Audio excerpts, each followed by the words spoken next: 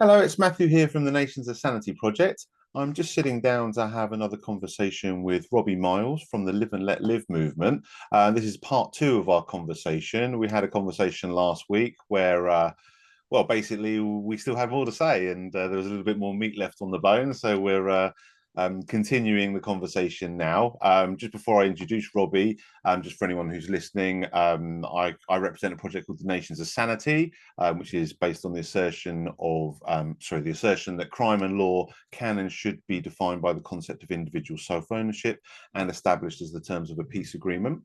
Robbie represents a movement called Live and Let Live, which has a somewhat similar goal with regards to kind of establishing freedom for a free society, with a little bit of a difference. And we spoke a little bit about that last week, but I'll let him introduce himself in a little bit more detail, and then we'll kind of crack on with the rest of our conversation. So thank you, Robbie, for taking the time to have another conversation. No worries, Matt. Great to chat with you again. And maybe just to kick things off, if you don't mind, Yeah. one thing I think you said last time, which I didn't pick up on, and I remember I should have done, was the that Live and Let Live doesn't sort of emphasize the sovereign individual.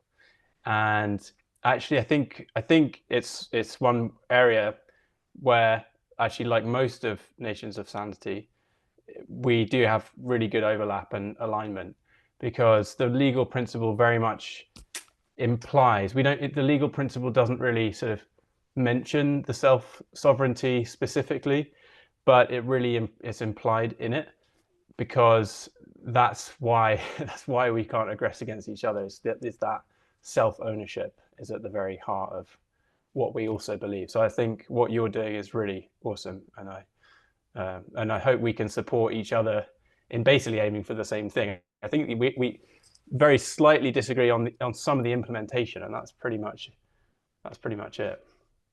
Yeah, no, I agree, and I appreciate that. And yeah, I mean, I think often when I've described the Live and Let Live movement to other people, particularly those that are already familiar with the non-aggression principle, I basically say, look, the Live and Let Live principle is kind of like a rebranding of the non-aggression principle. It's basically the same thing when you're talking about the legal aspect of it.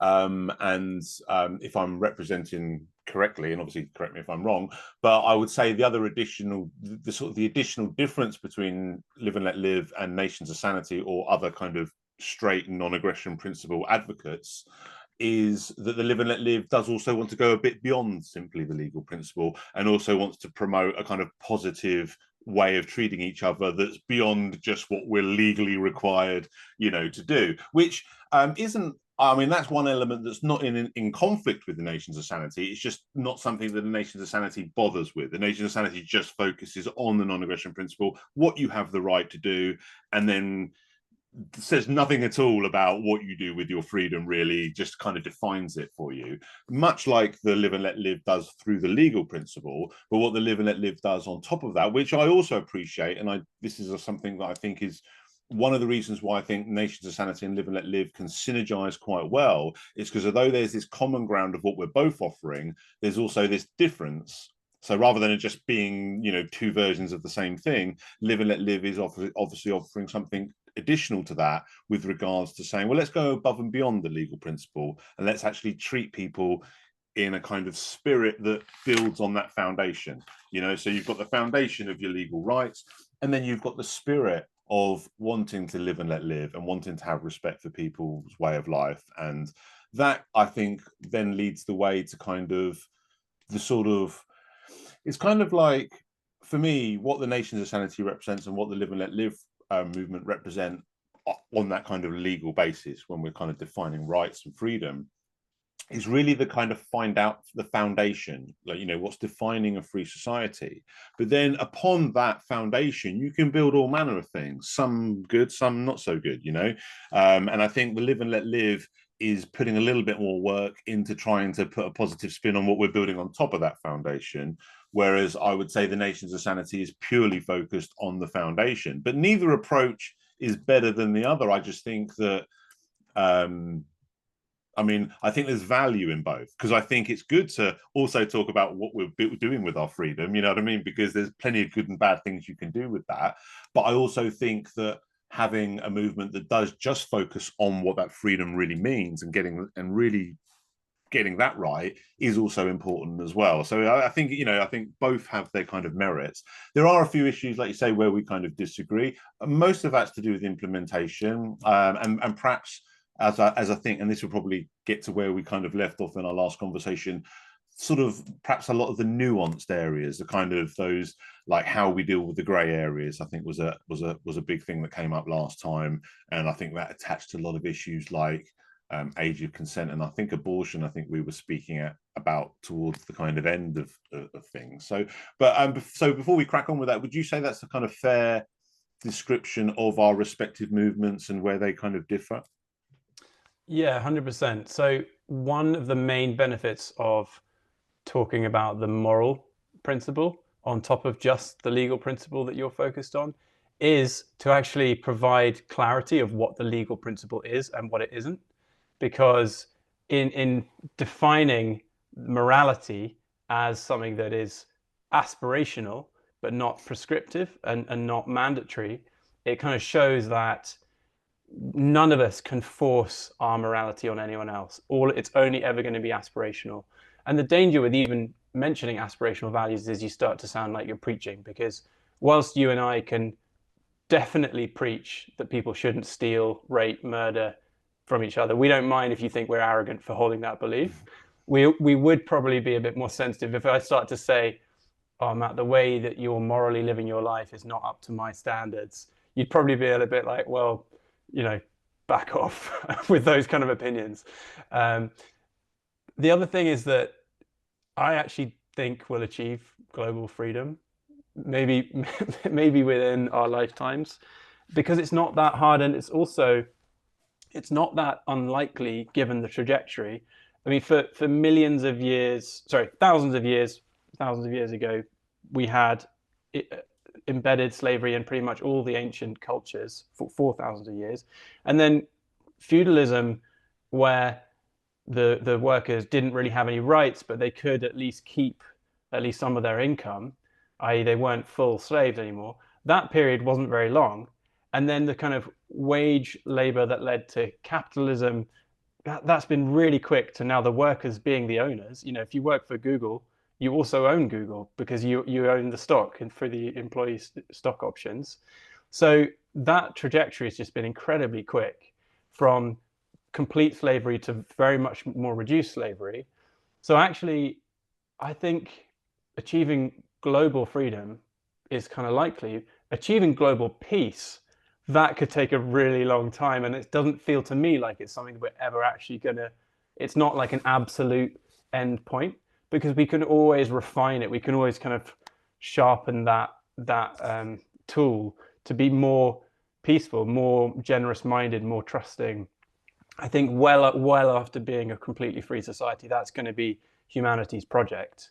So I think starting to look at that now, and that's really fun, and it's kind of why I'm interested in volunteering for Live and Let Live, because there's so much I have to learn about what it is to be that kind of excellent human that we're espousing. I'm certainly not fully there yet, and it's one of the reasons I love working with the people on Live and Let Live, because there's that mutual direction. We're all focused on that direction of being largely excellent humans, because none of us were really aggressing in the first place. So that would be a very boring thing to try and improve on.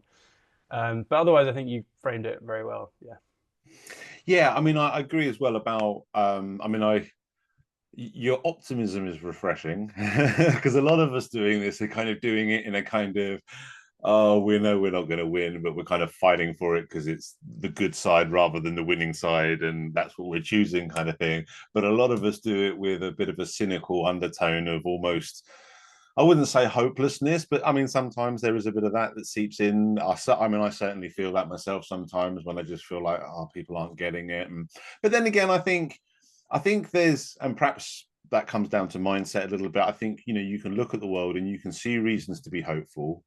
and you can see reasons to not be hopeful, and I think it's important to perhaps try to grab onto those kind of positive elements that have gone in that direction. And I mean, funny enough, just with the slavery example, I mean, that was very much a part of the inspiration of the kind of Nations of Sanity project idea, this kind of idea of establishing like the non-aggression principles, the terms of peace, in a way of kind of abolishing all violations of the non-aggression principle. And I kind of look at that similar to the kind of abolition of slavery. It's almost like doing that, but properly.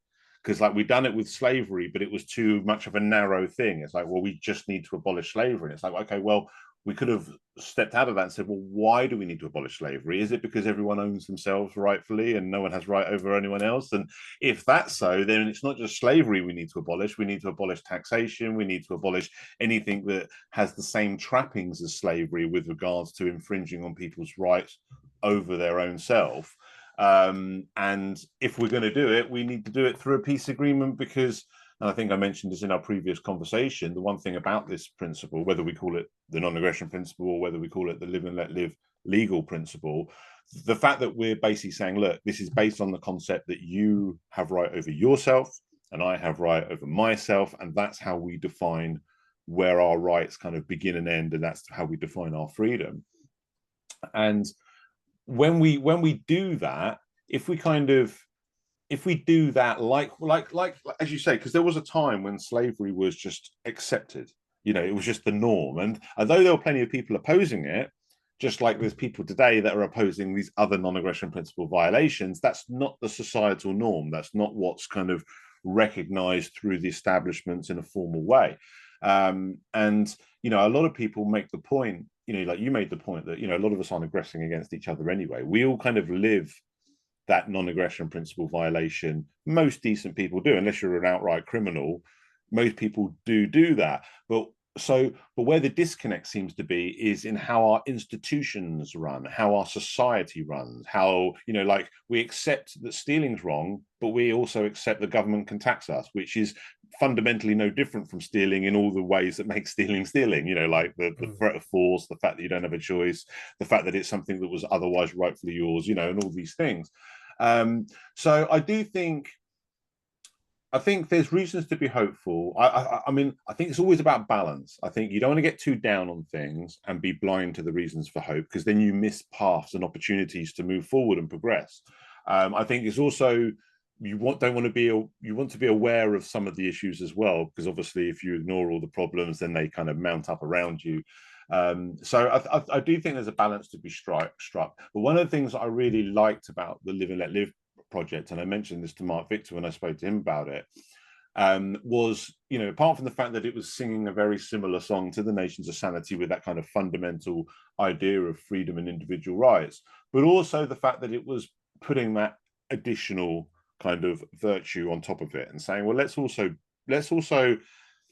something good with that freedom. Let's make that freedom flourish in a way that's going to make people understand that, apart from just being loyal to the principle of freedom, that there's other reasons to support freedom. Because when we work together, when we show, I mean, it's a little bit like the charitable work. A lot of people scoff at things like, oh, when you say taxation is theft, a lot of people's immediate thoughts is to say, well, how do we fund all these things without, taxation and stuff? And it's like, well, for one thing, there's two answers to that. It's a little bit like the how do we pick the cotton without slavery question. One part of that answer is, well, it doesn't matter, slavery's wrong, so deal with it, kind of thing.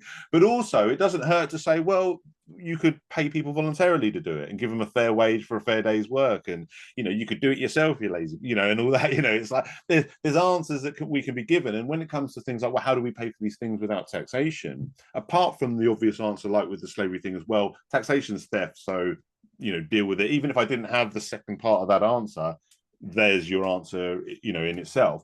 But I also think it's good to add the second part of the answer and say, well, look, even if I didn't have this second answer, taxation is theft, it's wrong. Just like slavery is wrong, these things violate this principle. But also, you will find that just like we can pick cotton and still have cotton without slavery, and everyone can be kind of better off for it, we can also do that with taxation. And our collectives and our institutions are much less likely to be corrupt and are much more likely to be efficient if we have that voluntary choice, if we're not coerced into it. Because one of the things I always point out to people is the reason why government doesn't offer you a good service is because they don't have any incentive to, because you haven't got any choice about paying for them anyway. So, and that's an issue certainly with the bureaucracy and certainly with the corruption, is almost guaranteed when you have that kind of dynamic. So I think it's important. I still think it's always important to have the principle underneath, first, which is why I like the fact that Live and Let Live has both elements. For example, if Live and Let Live just had the virtue but didn't have the legal principle under it, and Nations of Sanity just had the legal principle without the kind of virtue on top of it, you could say, okay, well, our movements do synergize, but there's also nothing connecting them. Whereas because we've both got that kind of legal principle element down, that's the connecting part. And then the synergy and the potential of being of actual benefit, where we're not just offering the exact same thing, is where Live and Let Live offers that additional thing to put on top of it, whilst Nations of Sanity offers that more focus on just this one element. And as I say, I do think both parts are have important parts to play. Sorry, I went on a little bit there, but no, on the slavery, at the time when slavery was being abolished, just to sort of strongman the anti-abolitionist argument, I think a lot of it was just the practicality of the economy. The economy was built around this form of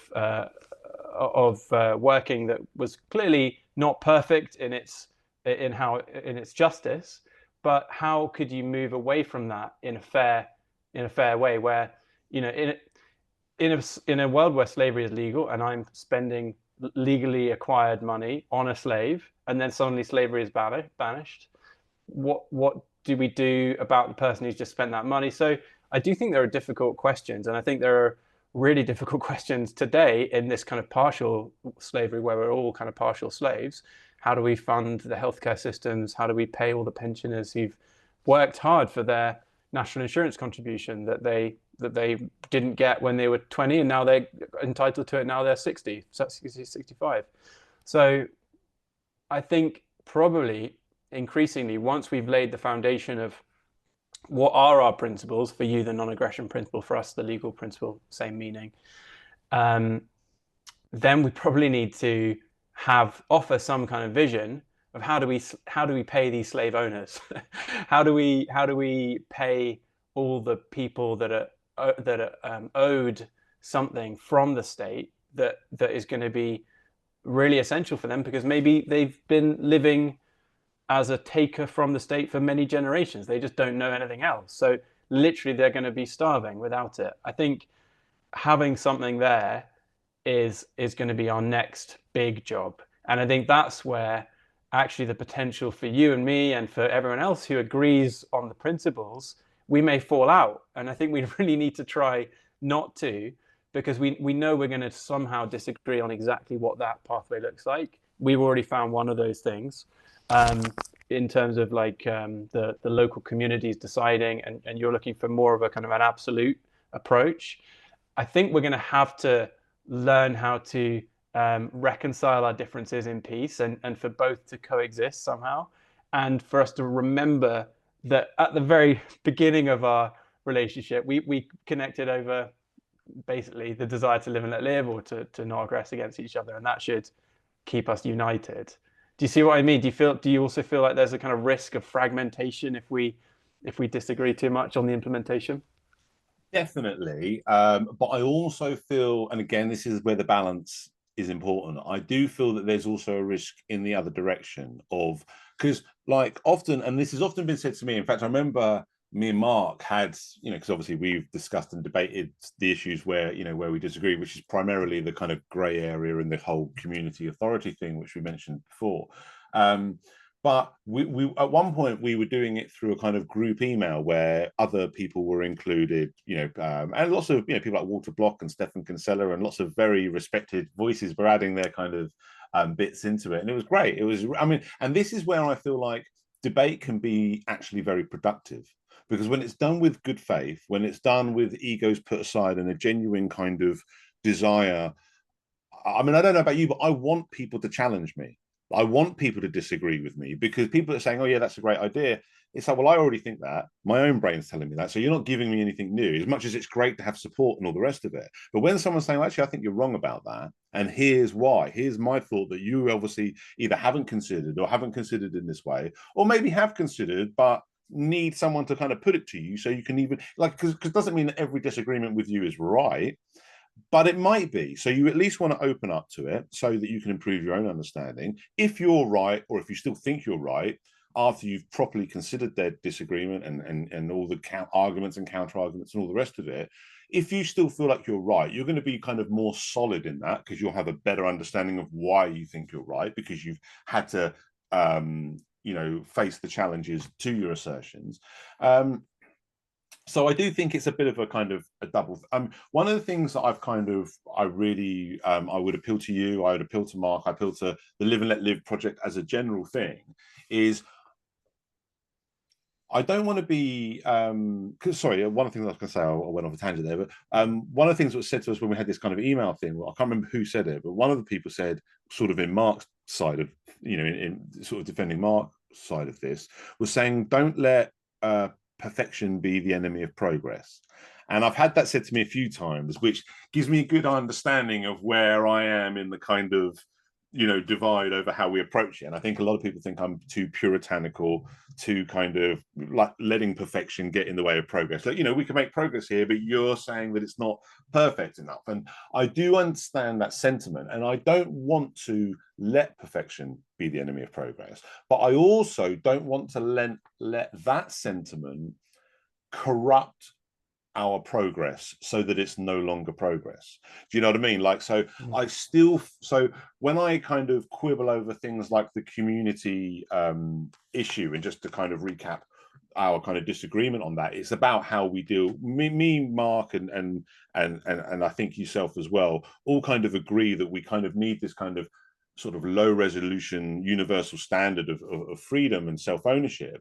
But when it comes to kind of gray areas and nuances and areas where reasonable people might need to disagree, we need a different approach. And Mark's approach is, well, let's have the communities decide. And he has emphasized that's not necessarily Live and Let Live's official mantra, but that's just one idea that the Live and Let Live movement will allow for. And that's certainly something that Mark promotes, and I think you're on board with Mark on that kind of way to go. My objection to that is, even though it's only dealing with the nuance and you're not kind of doing black and white violations, it's what I see as an arbitrary authority to a community that kind of steps outside this self-ownership, this individual self-ownership. Like, my point is, well, why does the community have right over even if it's only over the gray areas, even if it's not over the black and white, why do they have right over the gray areas? When they're just, they don't really have any more rights than me, or they shouldn't have, and the point I make is there is self-ownership still gives us a guide to how we deal with the gray areas. And I think we went into very specifics, but like one example I gave is, if it's to deal with parenting, then it's the parent that deals with the gray areas. If it's to deal with someone encroaching on you with maybe like a noise or a pollution that's gray area, not black and white with regards to harming you, then it's whoever was there first. Like, what I'm saying is, but that would still come back to self-ownership. So you're not stepping outside of that principle. And my concern with the community thing, and I mean, we can talk about the community thing in specific, but this is also kind of to the larger point about, do we really need to quibble about these things? I'm like, well, sometimes we do need to quibble, because sometimes I feel like we're stepping out of the line. And for me, I don't want to, I really, from my point of view, I don't feel like I'm so rigid as saying we've got to do it this way.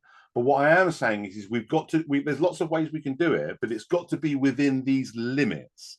That's where so I'm not saying we've got to do it this precise way, but I'm just saying that there's certain limits that we've got to draw a line on and say, no. Now you're stepping outside the realms of this foundation that we've already said we agree on, which is the idea that everyone has equal right over only themselves. And that's my only kind of problem with, if we want to deal with a specific issue, the community having authority over grey areas, that's why I object to that. But also to the larger issue of saying, well, if it's like a little thing, do we really need to quibble over it? And I'm thinking, well, maybe we do. Maybe we don't. Maybe it's something that is relatively, I can't think of the word, but not overly important, and it isn't violating. It's just a kind of It's truly a kind of area that doesn't have, because the thing is with the grey areas, and this is why sorry, and I'll let you come in, I don't want to go on too long, but one final thing I'll put a bow in my kind of point here is the thing is with the grey areas is the way I put it to Mark is even though it's only giving authority to the community over grey areas, by doing that, the violation you're committing is a black and white violation, you know? So it's like so, and I like, you know, whatever the example is, let's say it's a grey area whether I should vaccinate my kid. And in a live and let live society, I live in a community where the community has the authority because it's a grey area, so they decide on my behalf. I would say that even though the issue is itself is a grey area, the fact that they've overridden my right as a parent to decide on that grey area is a black and white violation. Do you know what I mean? So that's why I'm saying about, I don't want perfection to be the enemy of progress, but I don't want that ethos of let's not let perfection be the enemy of progress. Let us step outside of the principle in a way that undermines that progress. That's the kind of perspective I'm coming from. I think it just, because ultimately we are a peace movement, so we are aspiring for this very, very difficult to achieve global peace thing, and again, may never completely get there, but we can make huge progress. I think part of that is we probably do have to accept differences. You know, there's a topic we tend not to talk too much about our personal preferences, personal beliefs, but here's one where I know you and I agree. You and I both don't see information as property. We both would say that property is something discrete. It's got a boundary, and therefore, it's got an owner. And if someone trespasses or takes that property, you no longer have it. Whereas we know that if you have an idea, I can borrow it, but you're going to still have it. And the only way I can stop you having that idea is if I kill you, which is itself a breach of your property rights. But we would have to concede that there are really brilliant minds who disagree with us. So this is a nuanced thing. There's no one that disagrees. No reasonable mind would disagree that if I take your wallet, you now don't have a wallet, and so that's a property right breach. With ideas, there is this debate, and even though you and I think that debate is kind of stupid, we would have to concede that there are other intelligent people that disagree with us. So the question is, do you and I have to defeat them in war, or can we somehow co-inhabit with them? And it's one of many topics, because not all of the ways we could disagree have even been discovered yet. So I think the way that we have to think is we have to sort of build in this capacity for disagreement. And I totally agree with you, within the clearly defined realms, and that's why we define aggression and exactly what it means, and probably need to define what the lower bound is on the age of consent, what the upper bound is, and probably just take the reasonable, take the Western or advanced countries and accept say that's the range. But I think there's always going to be disagreement. And then the second thing is we also need to have notice, meaning if let's say I'm 16 again and I start dating your 16-year-old daughter or something, if I am in a jurisdiction that I know, like, again, I know in whatever city I'm in, we know the age of consent is 16 or something, then I know that I'm not going to be breaking the law by forming a relationship with her. But if under your method of letting the parents decide, notice is much harder to be given.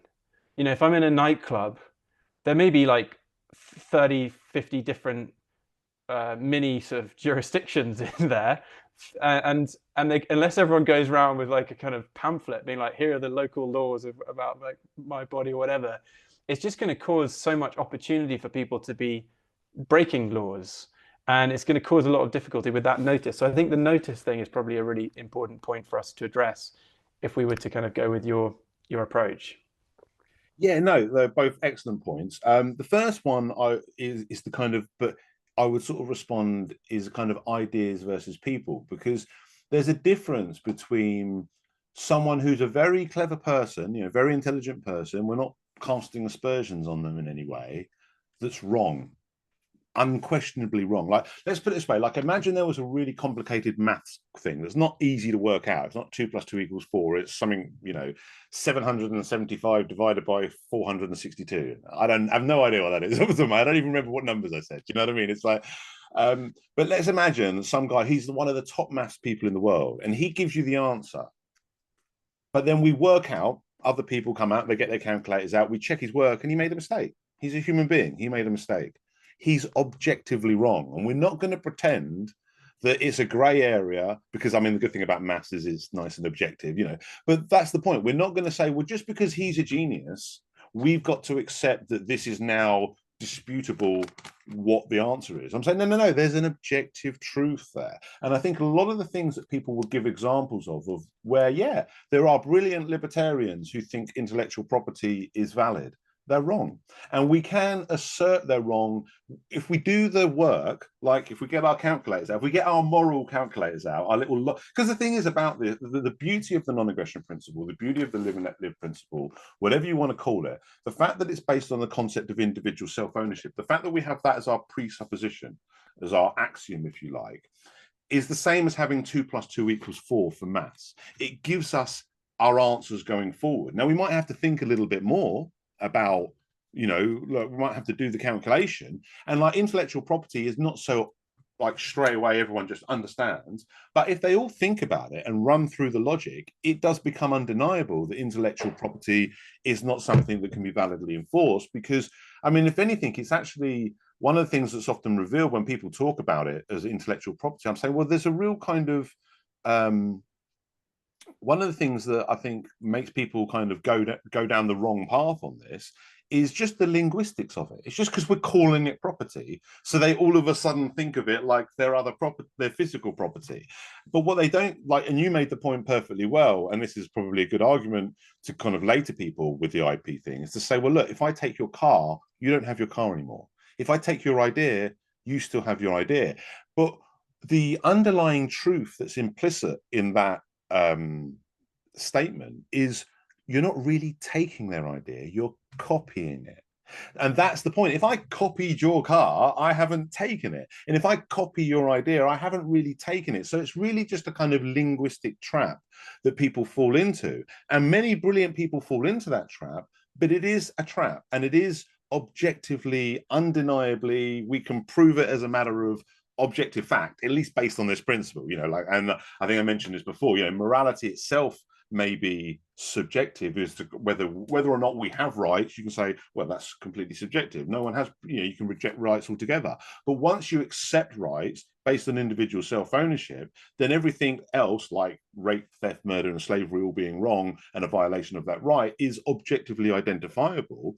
Things like intellectual property and that are also objectively identifiable just as much, but they're not as obvious. They're not as easy calculations. They're not 2 + 2 = like, knowing that rape is a violation of your individual self-ownership is as easy as saying 2 + 2 = 4. It's that obvious. You don't need to be a maths genius to work that out.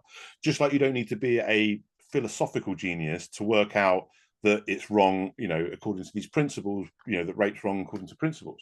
But when you deal with intellectual property, the answer is still as objectively identifiable, but it just takes a little bit more work to get there. It takes a little bit more calculation. You've actually got to go through the process of saying, okay, well, why is it wrong for someone to take my car? Is it just because it's mine? Is that the thing? And they can't have it because it's mine, just like my ideas are mine, and they can't have those either. Or is it because when they take my car, they're actually taking it away from me, which is a form of aggression, because they're taking something I have a right to and they don't from me. When they quote unquote take my idea, although we use that language, that's not really what they're doing. They're not taking it away, they're copying it. That's what intellectual property theft or copyright infringement or all these different things that are attached to that IP, that general topic of IP. So I just think that we shouldn't allow there's two things. One, we shouldn't allow things that aren't gray areas to be called gray areas just because a lot of people argue about it. A lot of people were arguing about slavery once upon a time, you know what I mean? But it doesn't make them right, and it doesn't mean. So I think, and it's not about the people. You can say someone, the person who got the maths question wrong. It's not about saying, oh, he's a rubbish mathematician now, and we've got to discredit him and all that. No, he got it wrong. He can still be a great mathematician who's right 99% of the time, but he got this one thing wrong. And once someone took him through the calculation, even he could see that he was wrong. And I think that once we take these other libertarians through the arguments of IP, they can see it's wrong. And if they can't, that's not really our problem. Just like it's not our problem if people can't understand that slavery is wrong. Don't get me wrong, I'm sure perhaps you could give me an example of something where it's genuinely, a gray area, because I don't think intellectual property is. And this is one of the things where, again, where me and Mark did disagree a little bit, because when I was talking about gray areas, I was talking about actual gray areas where even when we do all the work, we still can't come up with it. I can't tell you exactly when a vulnerable child becomes a consenting adult, a competent adult that can, consent to sex and drugs and all the rest of it. I can't tell you, based on no matter how much calculations we do, we can't tell you that. But what we probably can do, based on the definitions of both, is draw a limit of tolerance, as you alluded to, like a minimum and a maximum. Assuming mental competency, like definitely they're a child below this age, definitely they're an adult above that age. And then we can say the in-between is genuinely a gray area. But then we can still say, but based on this principle, there's still an objective approach to the gray area, i.e., if it's a gray area, the parents have in the child issue. And as I say, in other areas, but it always comes down to self-ownership. Why does the parent have the right over the gray area of the child? Because they have the duty of care over the child. They're the guardians, and because they owe a duty of care, they're the ones with the discretionary authority over how they execute that duty of care and how they fulfill their obligations. You know what I mean? It's like, if I've got to wash your car, then precisely how I do it within the gray areas is up to me. But if I step over the black and white of, no, I'm not washing your car, now I'm scraping my keys and damaging it, okay, well, now I've stepped over that line, I'm not washing your car anymore. But if it's whether I use the sponge in a circular motion or whether I go back and forth as I'm scrubbing it, that's a gray area, so you leave it up to me. You know what I mean? And it's kind of like that. It's like, it's your child, you brought them into this world. I might think you should get them vaccinated. I might not think you should get them vaccinated. I might think you shouldn't ever smack them. I might think that you should, for disciplinary purposes, smack them. But if you're outright beating them, then you're stepping over that line and I can step in. But all the time it's a gray area, then it's your right as the parent, not because I just think that's the easiest way to go or the best way to go, but because self-ownership dictates that. And I think that anytime, if self-ownership gives us an objective answer, we should always take that. Just like if we have a mathematical answer that we can ascertain, we should always take that. And then if it's some kind of area where it's genuinely grey, then self-ownership still gives us the approach on how we should deal with that. So sorry, I went on a bit there, but does that make sense? That's all good. It makes sense. I think one phrase that just totally blew my mind when I first heard it, when I was you're probably at 21 or something, was Socrates, the only thing we know for sure is that we know nothing at all. And I think you've even talked about this, and even just there, kind of saying that like everything is ultimately subjective. The only thing I can think of that is objective is that Socrates quote. The only thing we know for sure is we know nothing at all. And you could say that nothing at all is either immaterial, then that gets you into kind of spirituality. But that, I think, is a very useful reminder when we come back to how do humans, civilization evolve. Well, at some point we didn't have a concept that murdering other humans was wrong, and therefore you generally didn't do it until someone stole your tasty bone, and then you were like, actually they're going to pay for that, and then the community might like be annoyed, but there was nothing conceptually like murder is wrong. And so we just created that. And so even the concept that murder is wrong is not objectively true. It's just a concept.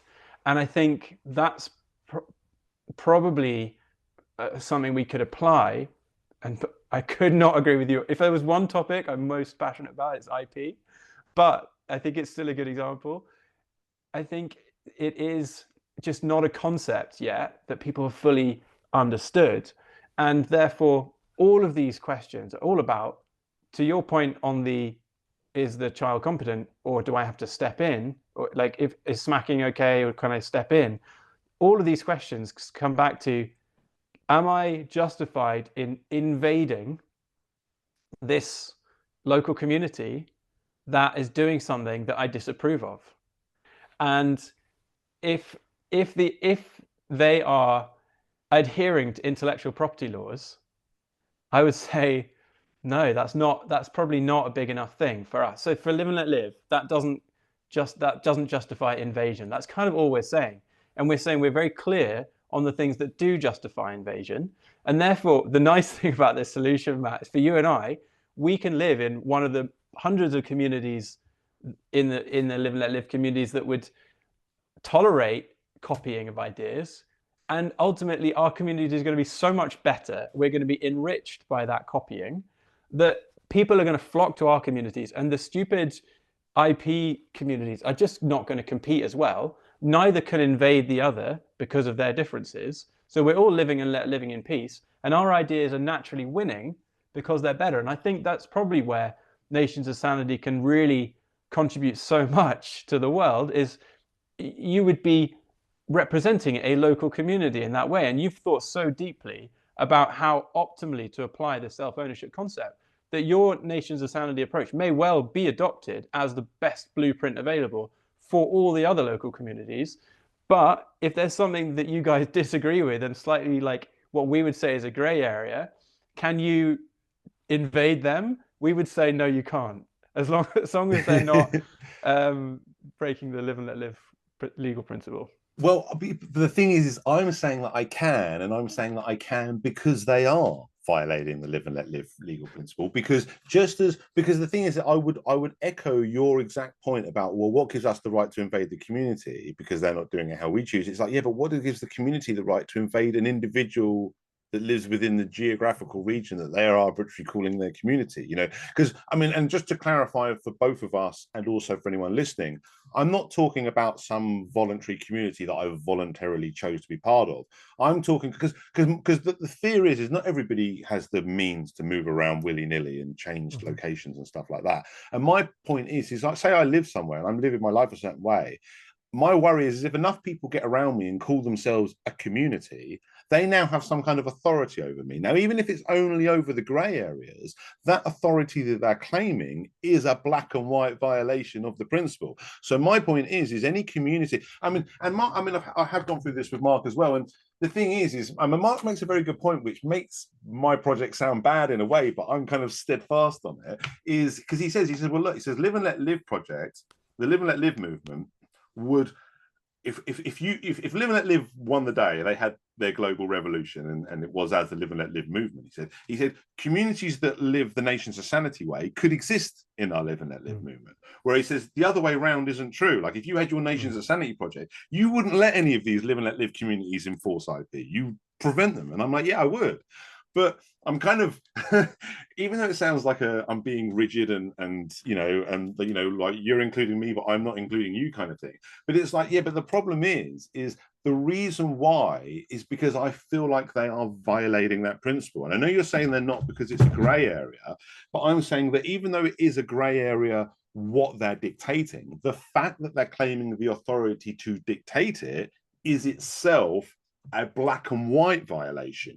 Like I said, like it may be a gray area whether or not my kid should be vaccinated, but the fact that the community is overriding my parental rights to make that decision, that's not a gray area violation. That is a black and white violation. So it's like, this is why I say about I do understand the let's not let perfection be the enemy of progress ethos, but this is where I worry about it, because, and I see the danger, because I mean, the vaccine thing I intentionally use that as an example, because obviously we've gone through that experience with the whole COVID thing and mandates and lockdowns and all these things.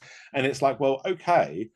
And obviously even before the COVID thing, there was there was debate about vaccines for children and that, and some parents want to have none, some want to have some want to have all of them, and there's a big variety of debate over that. And I'm like, well, okay, unless unless we can, like with the child abuse thing and spanking and all these other things, unless we can say that it's a black and white thing, unless we can say that, you know, you're actually harming your child here, whether you're giving them a super deadly vaccine or you're denying them basic medicine that they should need, whichever end you're coming at it from, you've got to prove it beyond that reasonable certainty to take someone's child away from them. If you're saying it's a grey area, sorry, go on. Yeah, no, I think one thing we haven't done as Live and Let Live is define what the minimum space is that would be defined as a community. So we're not saying, I don't think it could be possible that even within a tower block, like if you're flat A on floor 5, maybe that's your local community. It's not going to be as well integrated. Like basically, I think a more effective local community is if at that tower block and the next tower blocks, they all agree on one cohesive system, but they're never going to be able to impose. I think the problem you're fearing shouldn't happen in our local community approach, as long as we don't set a lower limit on what constitutes a local community. You see what I mean? I do, but the only thing I would say in response to that then is surely we shouldn't go down that linguistic trap in the first place then, because really we're saying that it's really down to the individual. If the community, if what we call a community goes down to the individual, and we hold that right that no one can impose on another community, why don't we just forget the word community, say individual, and say because the thing is we can still have, because the thing is, one of the things I did say to Mark, and I'll say this to you because I don't know if I said it when we spoke before, and I want to make this clear to not just to you but to anyone else listening, is these ideas about communities and having community standards on a voluntary basis, I'm not against it. It's when it comes down to like having some kind of authority.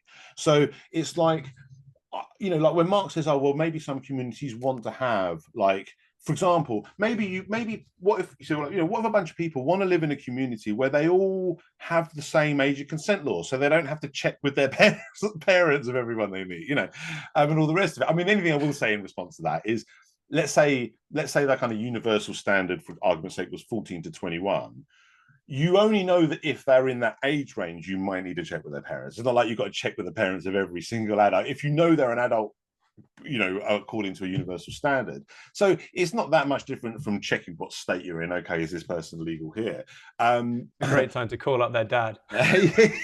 Just like, can I come home? I better just quickly call up your dad. Perfect, like romantic moment. Yeah, I know, I understand that, but you know, just dealing with the principle again. It's like, well, who has authority to make that decision? And it's like, well, the community doesn't.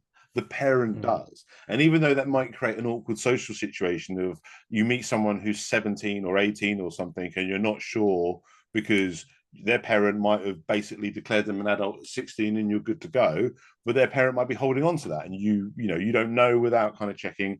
You know, I understand that kind of from a practical point of view, but my point is from who has the right, you know, who, you know, it might be like, you know, there's lots of examples where you can say it might be awkward to kind of, there's a bike left out and I need to get somewhere, I might need to check who owns it so I can use it or whatever.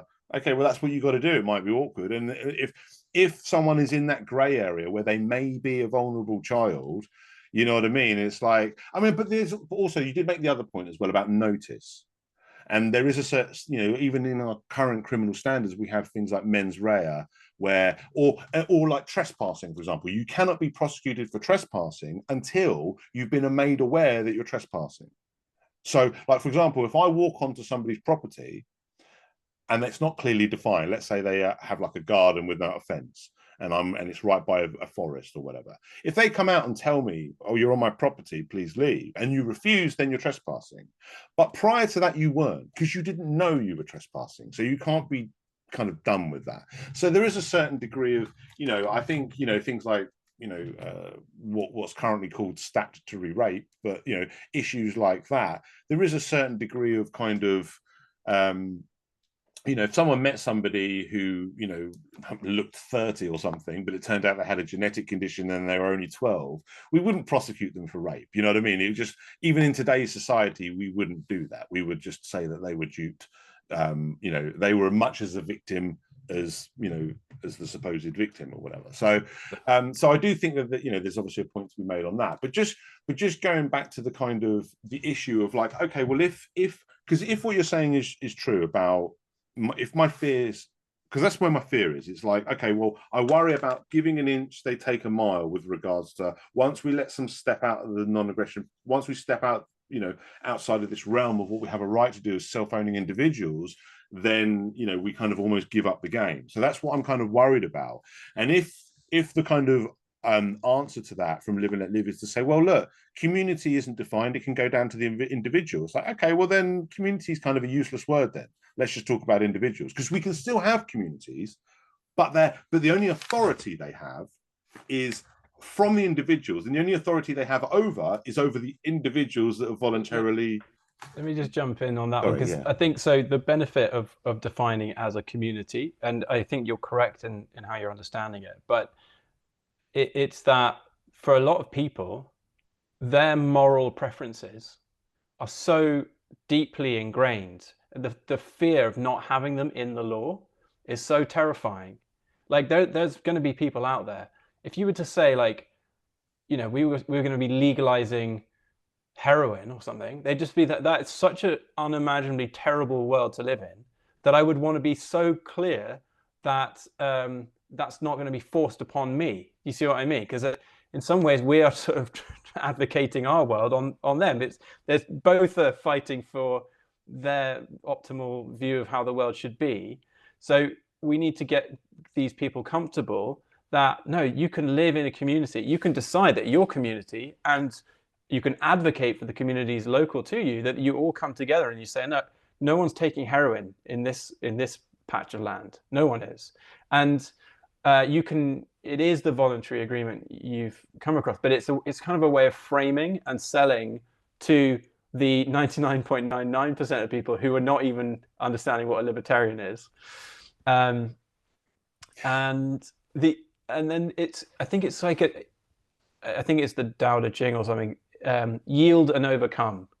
So I think there's two ways of us getting our intellectual property world. One, we invade everyone, risk dying in the process. That's not going to be for me. Or we accept the differences of opinion, as long as we know they are, and then we just demonstrate how superior our version is. So we yield, we let them do their thing, and we overcome by proving ourselves better. And then the debate of whether intellectual property should exist or not is just going to be irrelevant, because it's going to be so clearly better that we're not artificially making something scarce that is ultimately infinite. Yeah, I do. I understand where you're coming from. The problem is, I mean, again, intellectual property, I can't accept it because it's a black and white issue for me. You know, as much as there may be respected libertarians who get it wrong, they get it wrong. You know what I mean? It's not, you know, I was going to say it's not debatable. Everything's debatable because I like debates. But, you know, someone could tell me 2 + 2 = 5. They're wrong. And they could be a genius, but they're wrong. You know what I mean? So it's kind of like, I don't want to sort of seem intolerant on it, but the problem is I don't want to. It's like the whole, you know, we shouldn't tolerate intolerance kind of thing. And it's like, well, you've got Sky that doesn't want to live in a community where heroin's legal. Well, he can live in a covenant community or be part of a homeowners association or any kind of voluntary collective where every individual involved has agreed we're not going to do heroin and we're not going to have it on our property and we're not going to have it in our collective areas and all the rest of it. That's fine. But what I'm saying, but the problem is, and this is the clarification I want to make, because it's an important, the devil's in the details, you know, and this is why if this is where Live and Let Live it truly is, then maybe I don't have a problem, but this clarification is worth it because it's the difference of whether I have a problem with them or not. If they're going to allow communities that will impose on an individual that lives within a geographical region or whatever, that didn't want to be part of their community, hasn't agreed to any of their standards or rules, but they want to impose these things on them, whether it's heroin laws, which is black and white, that's not even a gray area. Whether we have the right to enforce drug laws on people, that's as black and white as whether we have the right to rape people. We don't. You know what I mean? It's their body, their choice. So there's not even a. I mean, like I said, I don't think intellectual property is a gray area either. But I think it's an easier equation to make. It's not even a difficult calculation. So the thing is like, because the problem is my sympathy for people with stuff like this only goes so far. It's like someone says, I don't want to live somewhere where, people doing heroin. It's like, okay, I can understand that. I don't want to live somewhere where there's a McDonald's. But that's not my choice. I don't have the right to dictate that. Do you know what I mean? If enough people want a McDonald's is going to appear. Do you know what I mean? And if enough people want to do heroin in a park, and if they own that park, then that park's going to be full of heroin addicts. And if you want a park that's not full of heroin addicts, then get your own park. And you know what I mean? Yeah, and that's the kind of attitude. And it's like, so people are free to have covenant communities and homeowner associations and collectively owned like public property that's not this, but public property with a difference, because it's really just private property that's owned by many people. But the fact of the matter is those people, those rightful owners of that property, will have the right to impose those things. But then it won't be law. Then it will just be rules. If I ask you to take your shoes off when you come in my house, that's not a law that I've passed. I've not made it so you've got to take your shoes off when you go in your own house or some other person's house that I've got nothing to do with. I'm just saying that if you come in my house, part of the agreement, voluntary agreement of you coming in my house, is that you take your shoes off. That's a rule. I mean, that's the distinction between rules versus laws. And it's an important distinction, because it's also a distinction between leaders and rulers. And I want to clarify this, because it's a lot of people think we've got to throw the baby out with the bathwater. A lot of people, it's like, well, because I don't want to impose heroin onto people. But that's not what getting rid of drug laws doesn't mean we're making anyone do heroin. It just means that you can't stop anyone from doing heroin unless they're on your rightfully owned property or property that you partly own or whatever. So it's kind of like, it's just about drawing the lines of the rules. And my worry about a lot of these things, whether it's communities and stuff like that, is the danger of stepping over that line, having some kind of arbitrary authority, stepping outside of the realms of what we have the right to do as individual self-ownership. And although we should be clear, that doesn't mean we can't have collectives and communities, and we can have standards, like, because Mark made the point, it's, and it's similar to your point with age of consent. Maybe we'd like to live in a community where we all just agree the age of consent is 18, and that would just make more sense. If all the people moving into that community agree that, that's fine. But if there's somebody that was already there, or homesteaded within the region or whatever, and he doesn't want to have anything to do with that, then there's no reason why the quote unquote community should be allowed to impose on that. And it seems like you agree in the sense that you say, well, we would break the community down to the individual. And it's like, that's great. And then I don't have a problem if you do that. But then if a community is broken down to the individual, then individual seems a better word to describe what we're talking about. It does. It's just a theoretical word, because no individual can live without a community. So ultimately, we are all interdependent. So we will have to be part of a community that ultimately we're going to have to agree with them on.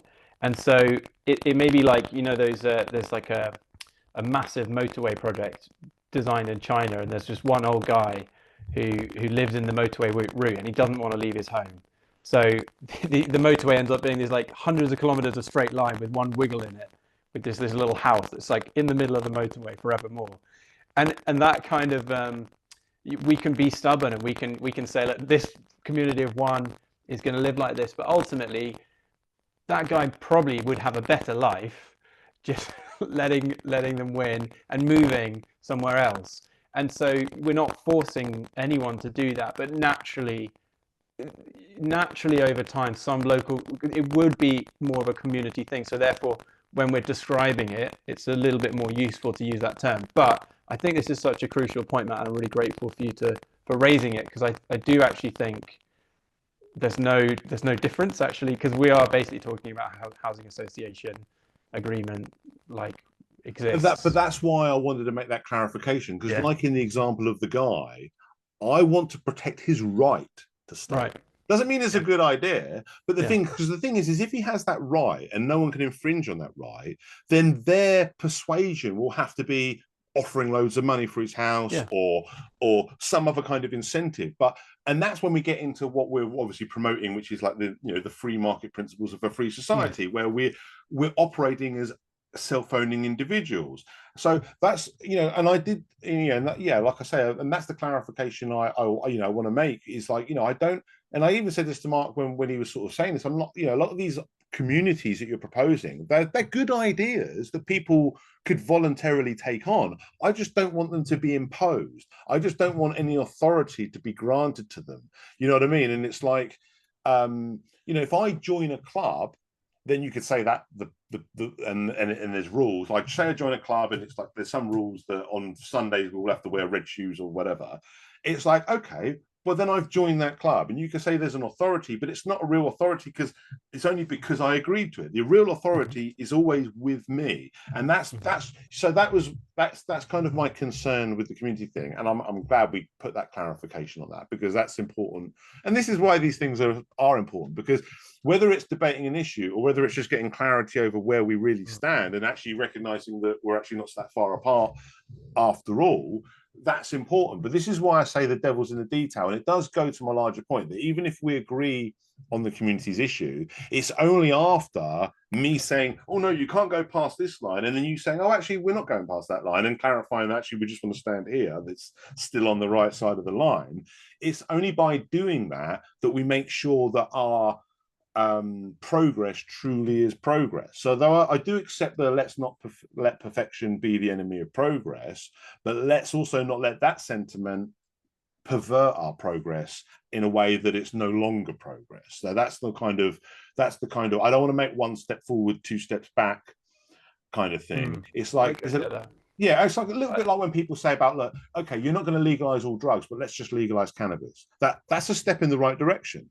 But if you said, okay, we're not going to legalize all drugs, but let's legalize cannabis but prohibit alcohol, that's not a step in the right direction. The legalizing cannabis is a step in the right direction, but the prohibiting alcohol is a step in the wrong direction. And it's got nothing to do with as much as people might clutch their pearls at the idea of heroin not being illegal, the fact of the matter is that's their problem, because there's no, I guess one thing on the IP thing, because I think it's a great point, because it's a nice one, because we are so vehemently in agreement on the actual underlying thing, but I still think I would protect them from your invasion.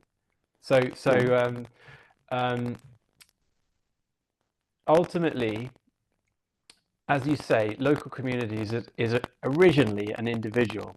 First, it's an individual decision. So if that individual wants to adhere to intellectual property rules, and she wants to interact with only other people that also adhere to those intellectual property rules, that's a voluntary thing. She's not invading you for downloading Harry Potter from the internet, but you're also not invading her, because she's not doing any harm to anyone.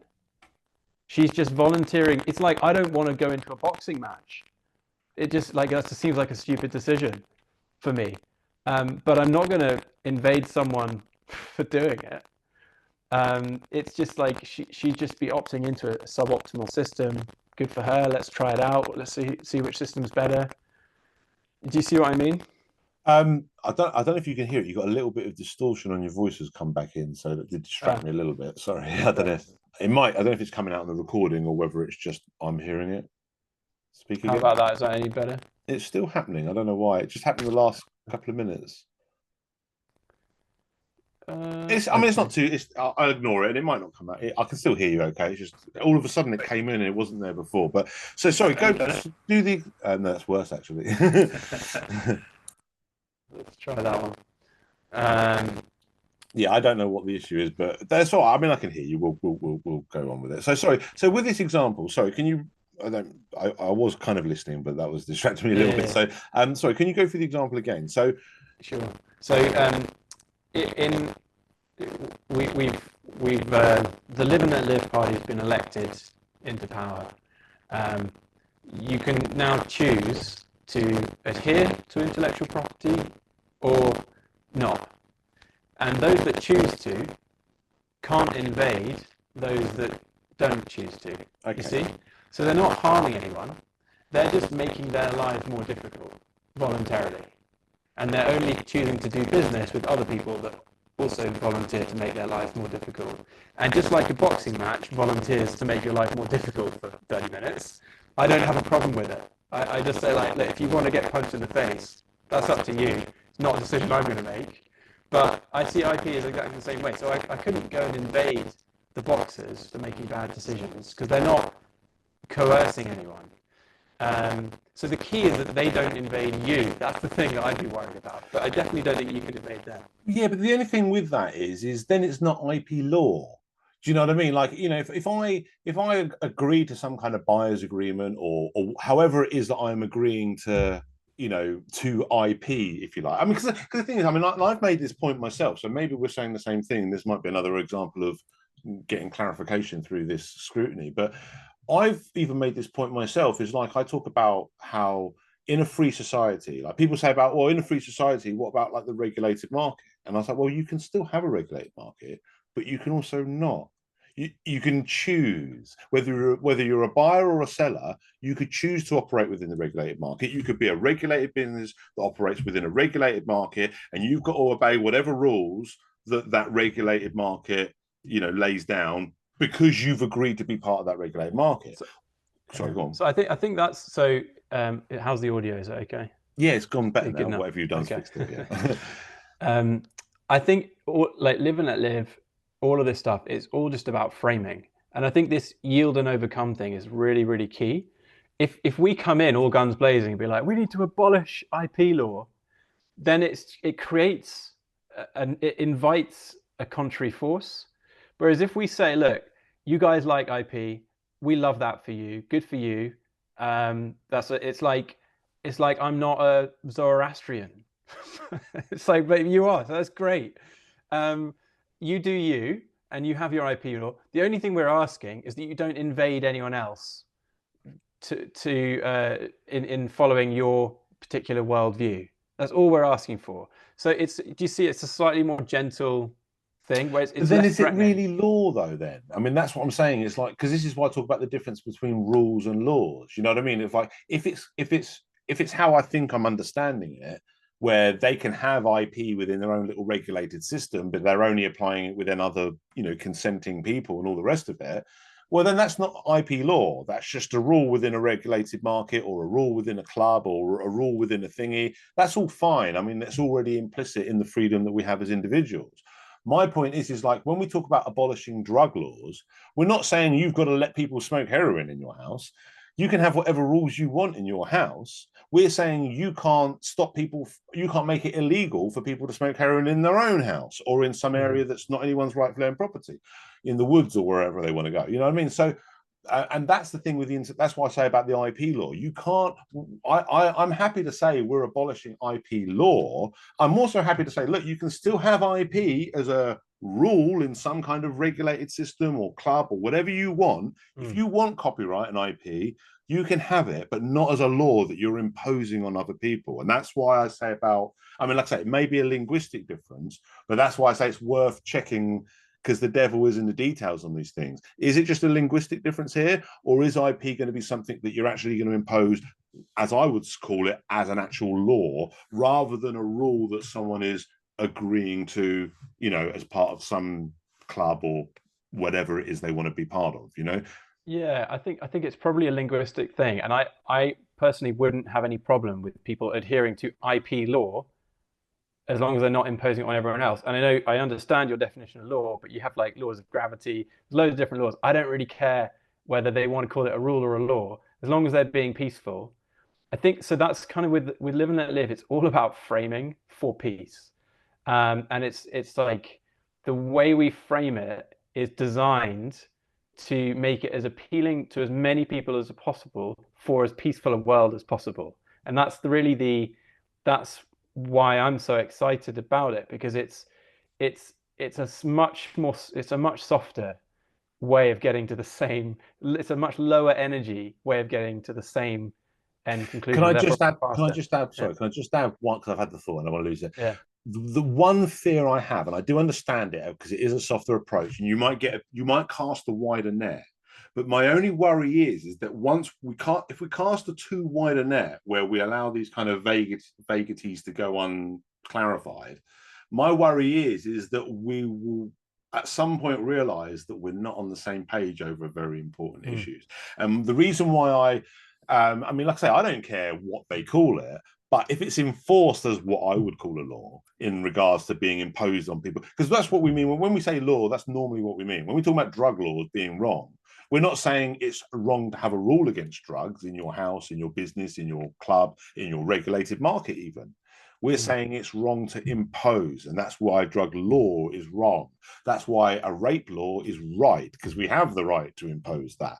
And that's my point about IP law. That's why, you know, I mean, the language thing's neither here nor there, but my only concern about it is, well, yeah, but if I'm making that mistake, it's pretty reasonable that a lot of other people might make that mistake. And then some people might think that they can impose it on people because it's a law that we're allowed to have. And some people might think that their community does just include whoever lives near them, whether they agreed to be part of this. You know what I mean? So that's why, you know, that's why I know it's like, you know, maybe it is just a linguistic difference, but the problem is this, and again, that's my only, and this may be a good way of kind of summing up like the slightly different angles that we're coming at this approach with regards to, you know, the nation's sanity approach and the live and let live approach. And I think there's differences that are good and bad. I think there's differences between us that are actually positive, and I want to keep those differences. But then there are differences that I wish live and let live would change this one aspect, and that is the one aspect. I think you're too forgiving with things that I see, or let's put it this way, it seems like you're too forgiving, not you personally, but like the movement as a whole. I feel like it's too inclusive. I feel like it's letting in people that might want to actually impose stuff that we really shouldn't be letting in. It's not letting in rapists and murderers, but it's letting in people that want to impose IP. And even though you might not want to impose IP once they grill it down to you and talk about what do we really mean by law and what do we really mean by communities. But the problem is in talking that way, you might get a lot of people on board that are thinking, yeah, let's have a community where we force parents to vaccinate their kids because we as a community think it, or we impose IP law on someone who's doing his own Star Wars movie, or, you know what I mean? It's like, Matt, let me jump just because otherwise I'll forget as well. Like, let's keep interrupting each other. It's good. So with the vaccines, because you've mentioned it like three or so times, that's not a gray area. You know, if you are forcing other people to put physical objects pierce their skin, like that we're not confused about that as a movement. So, well, maybe with children though. Well, with all of these things, neither of us can transmit our disease. We can't harm anyone. We've got to live and let live. So if COVID is killing people, or even if it's just harming people, and I'm going around spreading it because I didn't take any precaution, whatever those precautions might have been, then I'm aggressing. So we're not prescriptive about how you don't aggress, but you just must not aggress. So we're and it would be aggressing for us to be prescriptive and force you to take a vaccine, especially in the context of us not really knowing whether it was the right thing to do or not. So that one, I think we don't have to worry about. These are genuinely grey areas where reasonable minds disagree in terms of the definition of things like property. And I don't think there's any confusion about one's body being one's own property. It's, you can't force anyone to inject it. But then in terms of being too inclusive, I definitely want to err on that side. So that's fine. But I think it's kind of comes down to how we structure it as an organization. So I think you sort of mentioned that Mark founded it, and in some ways it's true, but he would say it was really the council of a very great council that's a complete honor to be part of, because they're very wise people and we really debate everything. So the council is really what formed the two principles, and it's one nice thing about Live and Let Live. It's not really a movement of an individual. It was a group from the inception. And then we have the ambassadors, and the ambassadors are going to have to go through a very rigorous process to prove their deep understanding of the legal and the moral principle and the implementation to be an authority when speaking about it. So to be a member of Live and Let Live, then we may have loads of people who come in who don't fully understand it. That's totally fine. But to be an authority in terms of communicating it, we're going to be very strict about that and manage that. And people have to, even as a member, commit to not aggressing against other people. So I think it's all about the implementation, and I don't worry about it. And hopefully, if we continue working together, you can give us criticism, or maybe we are too inclusive in the details, and we can tighten it up a bit. But I just don't worry about it too much at this stage. Yeah, I understand that. I mean, and we'll probably wrap up because we've gone well over our hour. But I've really enjoyed the conversation, and I think it's very useful. And I get where you're coming from. I mean, I think if we were to simplify our differences, and certainly the differences between our respective projects, someone being perhaps overly critical of Live and Let Live would say, too inclusive, too liberal with, these nuances. And then someone might have the opposite criticism for Nations of Sanity and say, okay, well, you're too puritanical, you're too rigid, you're too, perfectionist, or whatever kind of thing. And I think it's good. I think one of the things that's healthy about this kind of tension between Live and Let Live and Nations of Sanity is, as much as we can work together on our common ground, I think challenging each other on our differences is also good, because it sharpens up. Like, for example, if what you're saying is a more true representation with regards to the community going down to the individual, and you're not advocating, then by challenging this, that helps sharpen up your understanding of what you really want to do and what you really want to advocate for. It may give cause for perhaps a rethink on the language, perhaps, maybe not, you know what I mean? It's like, not like I say, not every criticism is valid, but I think the fact that we can, just as I can consider when people like yourself and Mark say to me, oh, well, you're perhaps being a little bit too rigid on that, and you could perhaps cast a wider net. And it's like, maybe you're right, maybe you're wrong. It's something for me to consider. So I think it keeps us both sharp. I think it keeps us both, what's that iron sharpens iron kind of quote, you know what I mean? I think it's very mutually beneficial for us to kind of scrutinize and give constructive criticism, and kind of, because it's all done with good faith. It's all done, we're all, because like you say, at the beginning, when it comes to kind of like our low resolution mission, we have the same mission. And then it's just, as we're going forward, we're going to slightly deter. Now, maybe some of that deterring is good, because we're both exploring equally valid paths. Maybe some of that deterring is bad, because one of us has gone off the right path, and maybe the other person can help them come back on, or help them reorientate. Or perhaps they haven't gone off the right path, but it looks like the wrong path from where I'm standing, because I think you mean this when you say community, or I think you mean this when you say law. And just through that explanation, not just by kind of maybe setting my mind at ease, but also by adding that extra clarification to your own members, by saying, well, hey, okay, this is a common misconception we're getting when we talk about communities. And a lot of people think that means we're saying that communities have the right to rule over the grey areas. I still think maybe Mark thinks that way, and I'm not, because obviously I can't debate him now, but I've had conversations with him where we've gone through these examples, and he still seems to be holding by to some kind of giving some kind of authority to communities over people that don't consent, to it. Because I have put to him the idea of, well, I don't object to this being done voluntarily, covenant communities and all of that. So I have kind of made that separation. So that is my concern. It might not be what you mean by community and law, but it might be what Mark means, or it might be what and even if he doesn't feel that way, and I've got him wrong, maybe somebody else in the Live and Let Live movement will think of it that way. And I'm just very explicit, and maybe it's like I say, maybe it's good that we're both doing it.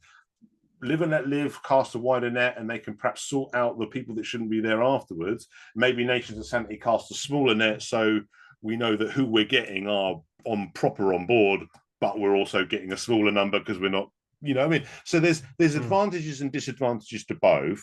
And I hear plenty of people telling me I'm too much of a puritanical. So I'm aware that is at least a danger of my approach. And I guess I suppose for my part, I just want to make you aware of what I see as the potential danger of your approach, And even if it doesn't make you change course, perhaps it will make you aware enough of it that you'll at least add those clarifications, like with regards to things like, well, what do we mean by community? What do we mean when we say that they should have right over the grey area? Or what do we mean when we say we're going to let people do IP law? Does that mean we're going to stand by why a community invades some individual's house because they put on a Star Wars show and they didn't get permission from Disney? Or do you know what I mean? It's like, because my point is like, when we talk about, do we have the right to invade a community? I'm thinking, well, depending on the scenario, maybe, yeah.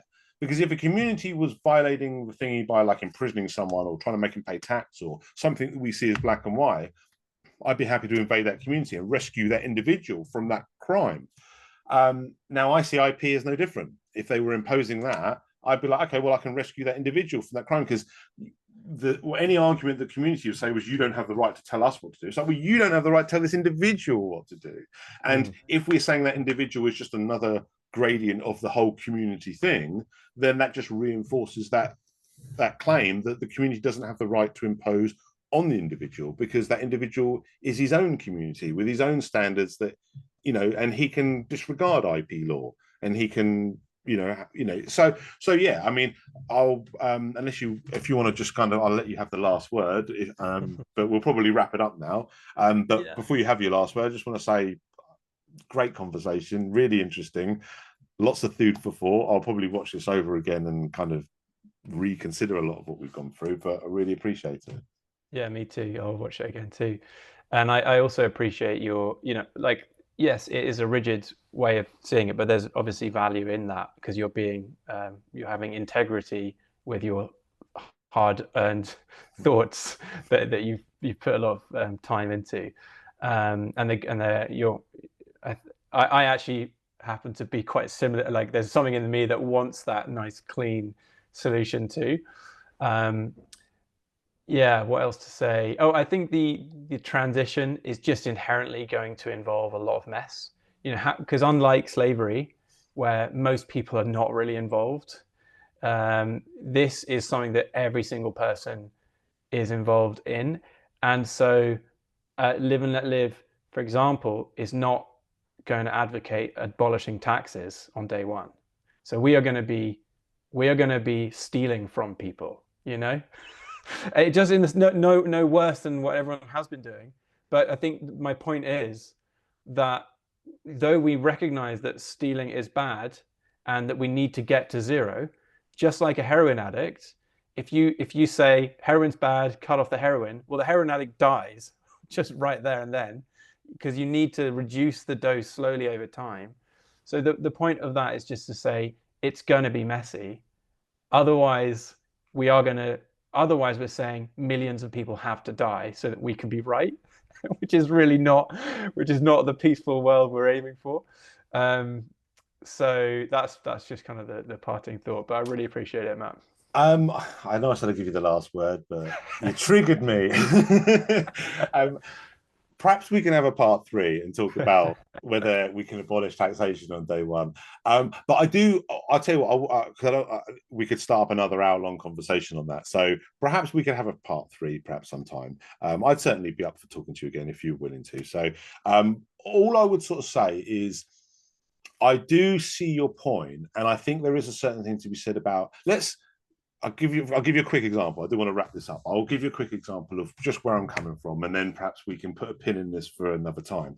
But imagine someone broke into your house and they wheeled somebody in who was on like life support, and then they plugged them into your, plug in your house, and then they left.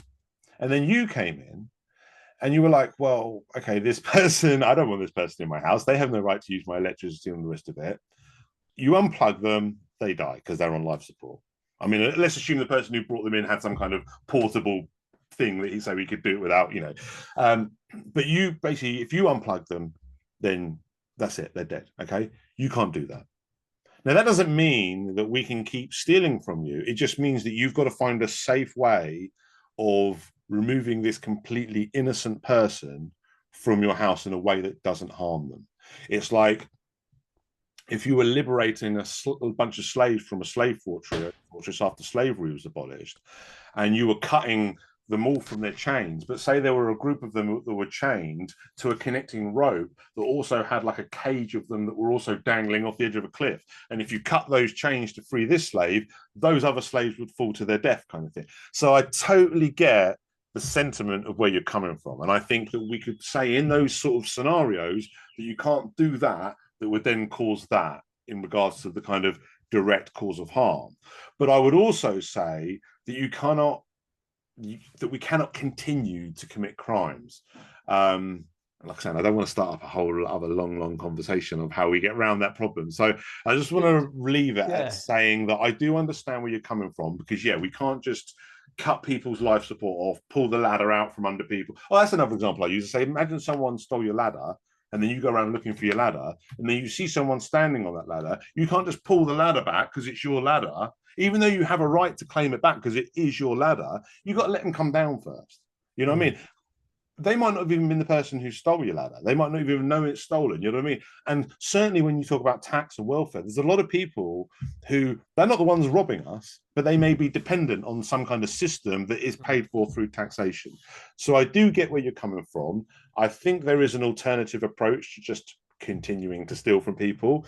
But I think we'll probably need another episode or conversation to really go through that in detail. So I do get where you're coming from, but I think that may be another potential area of disagreement that we could perhaps explore with regards to the prescription, not the problem. I agree with the problem, and I agree that we can't just kill people in this kind of direct way or harm people in this direct way in the name of ending, in the name of our principles, because that would violate the principle. I mean, like I say, in all of those examples I gave of removing a ladder and someone falling to his death, that would violate the non-aggression principle, even though if they weren't standing on it, you'd have every right to take your ladder back. So there is still a kind of, sorry, go on. Just to be clear, because like I totally agree with you. If there's a way of getting your ladder back,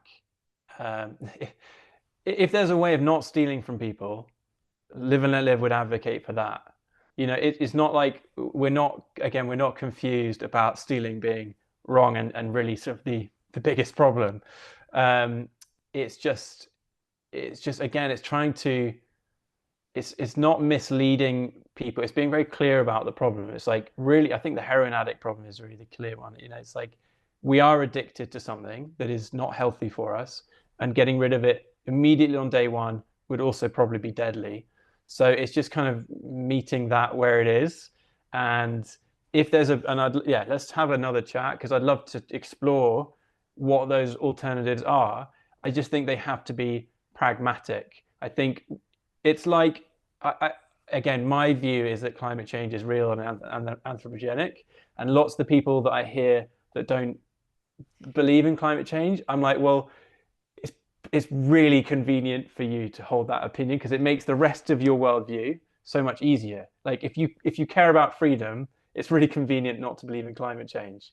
I care about freedom and I believe in climate change, which is a much more difficult set of beliefs to hold, because it's like it's hard but we can't let what's easy be the enemy of good. Anyway, you get my point. Yeah, no, and that's an excellent point. And I think I mean, and I will wrap it up now, but I do, I take your point, and but I think there is a way, and I'd like to definitely have a part 3 with you, because I think this would be really interesting to explore this and go through this and scrutinize and all that.